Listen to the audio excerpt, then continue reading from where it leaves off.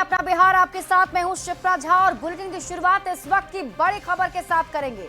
चंदन मिश्रा हत्याकांड से जुड़ी इस वक्त की बड़ी खबर आपको बता दें। पटना के पारस अस्पताल में चंदन मिश्रा हत्याकांड मामले में पश्चिम बंगाल के न्यू टाउन से 5 लोग गिरफ्तार किए गए। मोबाइल सर्विलांस से मिली है हत्या आरोपियों की लोकेशन की जानकारी।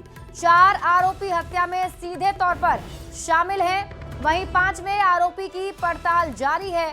पटना पुलिस और पश्चिम बंगाल की पुलिस ने संयुक्त छापेमारी की, जिसके बाद आरोपियों की गिरफ्तारी हो सकी है। मुख्य संदिग्ध भागने में कामयाब रहा है। पकड़े गए 5 लोग मुख्य आरोपियों को सामग्री उपलब्ध करा रहे थे। मुख्य संदिग्ध एक सफेद रंग की गाड़ी से भाग निकला, जो जानकारी मिल पा रही है। गिरफ्तार आरोपियों से पुलिस अब पूछताछ कर रही है। तो इस वक्त की बड़ी खबर आपको बता रहे हैं, चंदन मिश्रा हत्याकांड में पुलिस का एक्शन जारी है। बताया जा रहा है कि पश्चिम बंगाल पुलिस के साथ मिलकर पटना पुलिस ने संयुक्त छापेमारी की। और इसी बीच आपको अररिया से बड़ी खबर बताते हैं, जहां 3 किशोर की पोखर में डूबने से मौत हो गई है। नहाने के दौरान ये तीनों किशोर पोखर में डूब गए।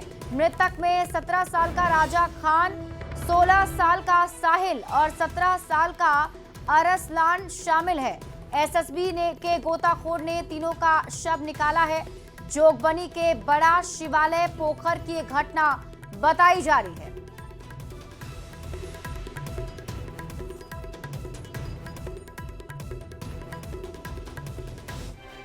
वैशाली में राजा रघुवंशी पार्ट 2 के खुलासे से सनसनी फैल गई है। ये कहानी पत्नी के प्यार, धोखा, हत्या और साजिश की है। राजू पासवान के साथ उसकी पत्नी तारा ने ऐसा किया जिसे जानकर आपके भी रोंगटे खड़े हो जाएंगे। तारा ने अपने प्रेमी राकेश के साथ मिलकर घर में ही पति राजू पासवान की हत्या कर दी। हत्या के बाद तारा ने घर में बिखरे खून को साफ किया। फिर राकेश ने एक सफेद गाड़ी का इंतजाम किया, जिसमें बैठकर खुद तारा अपने पति का शव ठिकाने के लिए चली गई। तारा ने बताया कि गाड़ी से शव ले जाकर बिद्दुपुर थाना क्षेत्र में गंगा नदी में फेंक दिया, जिसका सीसीटीवी फुटेज भी सामने आया है, जिसमें देखा जा सकता है कि तारा गाड़ी में बैठ रही है। और तारा के खुलासे के बाद जब सहदेई थाने की पुलिस ने बिद्दुपुर थाने से संपर्क किया, तब पता चला कि जो अज्ञात शव पुलिस ने बरामद किया था वो राजू पासवान का ही था। ये तस्वीर आपकी टीवी स्क्रीन पर आपको दिखा रहे हैं। प्यार, धोखा और साजिश के इस खेल का पुलिस ने खुलासा कर दिया है और पुलिस ने आरोपी महिला तारा और उसके सहयोगी मुन्ना को गिरफ्तार कर लिया है। वहीं राकेश फरार है।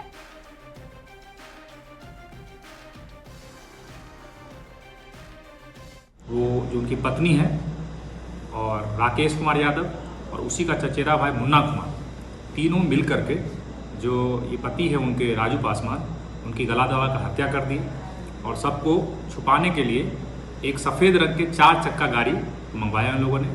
और रात में करीब 1:30 बजे के लगभग वो लोग सबको छुपा करके और बिद्दुपुर के साइड में एक जगह पे जो गंगा नदी है वहाँ पे उसको जो है सो लाश को फेंक दिए उसमें। पूर्णिया में मेघालय के सोनम कांड जैसा वारदात सामने आया है। प्रेम प्रसंग में पत्नी ने प्रेमी के साथ मिलकर धारदार हथियार से पति की हत्या कर दी। दोनों ने मिलकर शव को नदी किनारे गाड़ भी दिया। घटना मीरगंज थाना के लिवरी पुल 3 मोहिनी के पास की है। मृतक मोजिम के भाई आशिक ने बताया कि वार्ड नंबर 14 निवासी मोजिम की पत्नी रवीना खातून और मदरुल जो उसके भाई का दोस्त था, दोनों के बीच प्रेम संबंध चल रहा था। पति मोजिम ने पत्नी रवीना को 1 लाख रुपए दिए थे, लेकिन रवीना ने वो पैसे अपने प्रेमी को दे दिया। इसके बाद घर में विवाद हुआ था। रात में प्रेमी मदरुल मोजिम को बुलाकर बाइक से ले गया। फिर लिवरी पुल के पास खुदाई की गई तो मोजिम का शव बरामद हुआ है। धारदार हथियार से काटकर उसकी निर्मम हत्या की गई थी। पुलिस ने मृतक की पत्नी रवीना खातून को गिरफ्तार कर लिया है, जबकि प्रेमी मदरुल फरार है। हत्या का मामला है।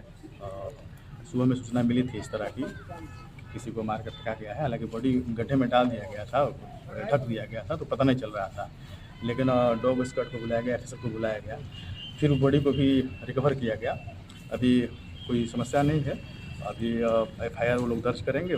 ई भैया शाम के 7 बजे के बाद घूम छे भैया शाम 7 बजे कहिया आगु काल गुना जुमारे 7 बजे के लाग गेलो रे साथ में ओकरो दोस्त लेक गेलो छे के दोस्त छे मधुरुल नाम छे ओकरे जे इमलिया टोलर छे इमलिया टोल का उकल के यहाँ छोड़ी देलो चल घरो के बाबा दुकान पे छोड़ते घर नहीं देती है के नाम छे अथी जे जकरा मारले मोजीब नाम छे।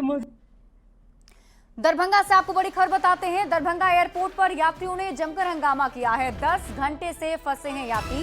दरभंगा से दिल्ली जाने वाली फ्लाइट SG447 ने उड़ान नहीं भरी।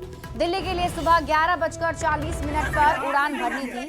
स्पाइस जेट के कर्मी लगातार 10 घंटे से यात्रियों को आश्वासन देकर आखिरकार विमान को रद्द कर दिए। विमान कैंसिल होने पर यात्री भड़क गए। स्पाइस जेट के कर्मियों से उलझे यात्री और झूठ बोलकर परेशान करने का आरोप यात्रियों ने स्पाइस जेट के कर्मियों पर लगाया है। परेशानी हुआ कि हमको इमरजेंसी में इलाज कराने के लिए जा रहे थे।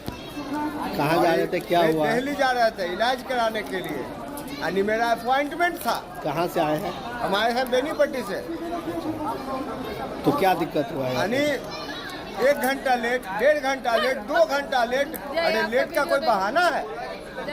हम सब साथ में थे, जैसे मिलते हुए सबको परेशानी हुई है। 8-10 घंटे ये फ्लाइट लेट है। 11:40 की फ्लाइट थी और हम 8-10 घंटे लेट हुए हैं। हम टेक ऑफ के लिए बैठे, टेक ऑफ मूवी कैंसिल हुई है और कैंसिल के बाद भी हमें ये बताया नहीं गया है कि ये फ्लाइट कैंसिल हो गई। कोई अनाउंसमेंट नहीं हुई है, ना वहाँ पे कोई क्रू था, ना कोई और एयर होस्टेस। हम सामने से जाके पूछ रहे हैं कि क्या आगे का प्लान है। कुछ उनको कुछ आइडिया नहीं है कि ये टेक ऑफ होगी या नहीं होगी। कहाँ से हम बता रहे हैं सर, मैं मधुबनी डिस्ट्रिक्ट से हूँ और रघौली गाँव से हूँ। और मधुबनी से बड़ी खबर बताते हैं। ट्रैक्टर से 301 किलो गांजा बरामद किया गया है। बालू के नीचे से 60 लाख का गांजा मिला है। मौके से एक तस्कर गिरफ्तार किया गया है। हरलाकी से साहर घाट गांजा लेकर जाया जा रहा था। NDPS एक्ट के तहत मामला दर्ज कर लिया गया है।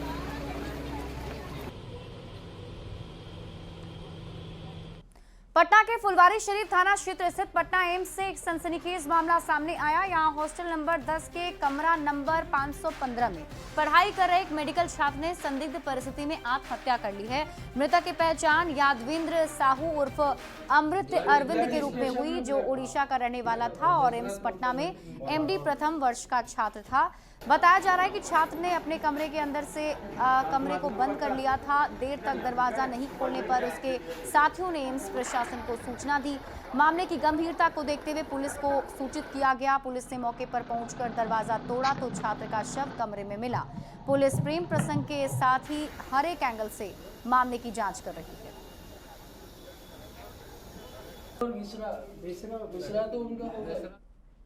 और इसी बीच रुख कर लेते हैं बड़ी खबर की ओर। पटना से आपको इस वक्त की बड़ी खबर बता दें, जहां दियारा के लगभग 2 दर्जन पंचायत में स्कूल बंद का आदेश दिया गया है। गंगा के जलस्तर में वृद्धि के बाद स्कूल बंद कर दिए गए हैं। दियारा क्षेत्र के लगभग 2 दर्जन पंचायत में 78 स्कूल हैं जो बंद किए गए हैं। पटना के जिला शिक्षा पदाधिकारी ने आदेश दिया है। 8 प्रखंड के स्कूल जलस्तर बढ़ने से प्रभावित हुए हैं। न्यूज 18 संवाददाता रजनीश कुमार अधिक जानकारी के साथ जुड़ गए हैं। रजनीश, ये स्कूलों को बंद करने का बड़ा आदेश, क्या कुछ और जानकारी?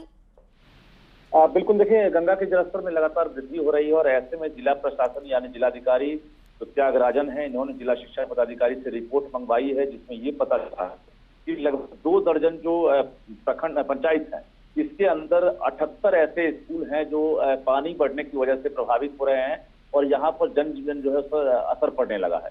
ऐसे में बच्चों की सुरक्षा और शिक्षकों की सुरक्षा को देखते हुए फिलहाल तमाम जो स्कूल हैं, खासकर 78 स्कूल जो है उन्हें बंद करने का आदेश अभी दिया गया है। जिला शिक्षा पदाधिकारी ने बतौर पत्र जारी कर दिया। इसमें 8 प्रखंड शामिल हैं। तो कहीं ना कहीं दियारा क्षेत्र के जो स्कूल हैं, उनके बच्चे हैं या शिक्षक हैं, उन्हें फिलहाल राहत मिली है, क्योंकि राजधानी पटना के गांधी घाट से लेकर दीघा घाट हो या बाकी जो प्रखंड है, खासकर अथमल गोला, बाढ़, बख्तियारपुर, बथुआ, मनेर, मोकामा, पटना सदर, तमाम प्रखंड में इस प्रकार से गंगा का जो रौद्र रूप है वो देखने को मिल रहा है और बड़ी आबादी प्रभावित होने लगी है। शिप्रा, शुक्रिया रजनीश इस अपडेट के लिए।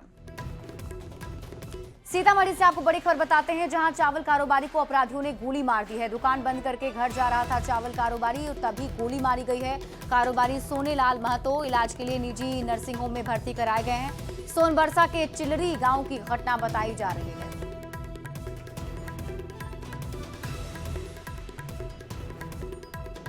मुंगेर के पोलो मैदान में एलजेपी आरवी के नव संकल्प महासभा में केंद्रीय मंत्री चिराग पासवान ने हुंकार भरी। चिराग पासवान ने कहा, कुछ लोग मुझे रास्ते से हटाने की साजिश कर रहे हैं, लेकिन वो बुझने वाले चिराग नहीं हैं। चिराग पासवान ने बिहार में एक साजिश के तहत डर और भय का माहौल पैदा किया जा रहा है, ये आरोप भी लगाया।